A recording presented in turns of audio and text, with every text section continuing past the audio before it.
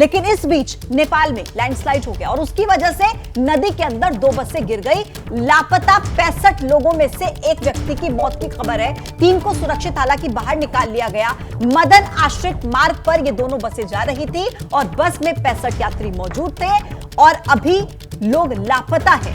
त्रिशूली नदी जिसमें 2 बसें गिर गई नेपाल में लैंडस्लाइड की वजह से। और हादसे में एक बस ड्राइवर की भी मौत हो गई है। देखिए, मदन आश्रित मार्ग पर ये दोनों बसें जा रही थी और उसी वक्त ये हादसे का शिकार हो गई।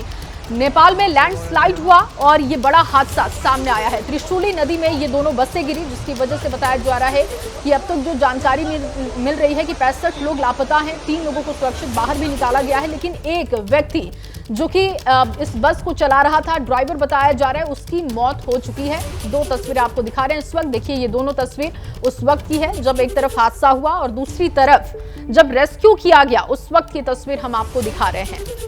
तो नेपाल की नदियों में उफान से हिंदुस्तान के कई इलाके भी परेशान हैं। सबसे ज्यादा आफत बिहार में आई है। बिहार में इस वक्त जो नेपाल से पानी छोड़ा गया है, उसकी वजह से बाढ़ की स्थिति हो गई है।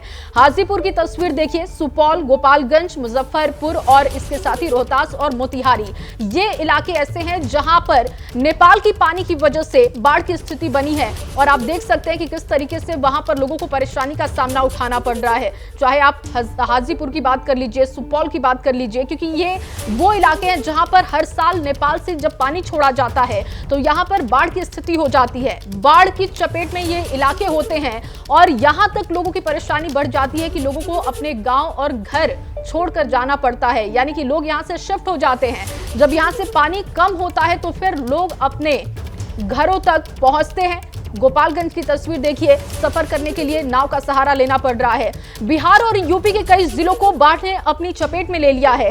लोग मदद की दरकार में बैठे हुए हैं और इस बीच कई चौंकाने वाली तस्वीरें भी सामने आ रही हैं, जो तस्वीरें हम आपके सामने रखने जा रहे हैं। और आसमान से जिस तरीके से कुदरत का कहर बरस रहा है, वो भी डराने वाला है।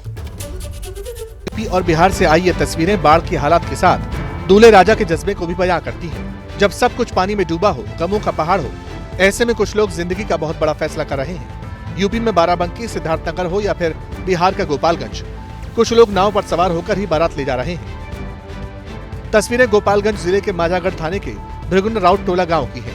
2 दिन से गंडक नदी में आई बाढ़ के पानी से पूरा इलाका डूब गया, लेकिन विकास यादव की शादी है, कोई जुगाड़ नहीं हुआ तो नाव की सवारी करनी पड़ी। रिश्तेदार बताते हैं अब दुल्हन को भी इसी तरह नाव से वापस लाएंगे। जब बाढ़ अचानक आ गया तो हम लोग क्या करें, यही साधने है, नाव छोड़कर दूसरा कोई साधने नहीं। विदाई होगा, कल लौटिएगा आप लोग तो फिर नाव से ही दुल्हन को ले हाँ, फिर नावे से ले जाएंगे, क्या करेंगे। बैंड बाजा और बोट वाली इस तरह की एक और तस्वीर यूपी के बाराबंकी के मोहम्मदपुर इलाके से भी आई। बाराबंकी में पानी का प्रकोप है, कई गांव बाढ़ की चपेट में हैं। सरयू के आसपास के गांव डूबे हैं, लेकिन माधवपुरा के रहने वाले राम आसरी की बेटी की राघव राम से शादी तय थी। शादी की तारीख आई मगर बाढ़ ने दस्तक दे दी। ऐसे में दूल्हे ने दुल्हनिया को लाने के लिए बोट का इंतजाम किया। डीजे बाजा लेकर बाराती नाव पर निकल पड़े और पहुंच गए लड़की वालों के गांव। तो देखा आपने, आसमान बरस रहा है, कुदरत के कहर का अलार्म बज रहा है। मैदानों में नदियां उफान पर हैं, तो पहाड़ों पर चट्टानें टूट रही हैं, ध्वस्त हो रही हैं। हिमालय के क्रोध की गर्जना की गूंज सुनाई दे रही है।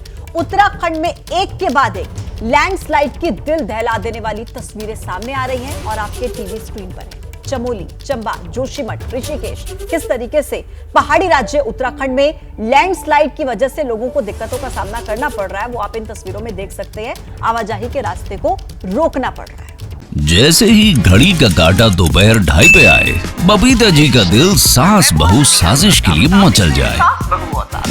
और ये है इनकी बहू, पूरे दिन ऑफिस की टेंशन हो जाए गॉन जब ये करें अपना फेवरेट शो फ्री टाइम पे ऑन। इनकी तरह आप भी देखिए अपना फेवरेट शो अपने टाइम पर और डाउनलोड कीजिए एबीपी लाइव ऐप अपने स्मार्ट टीवी पर।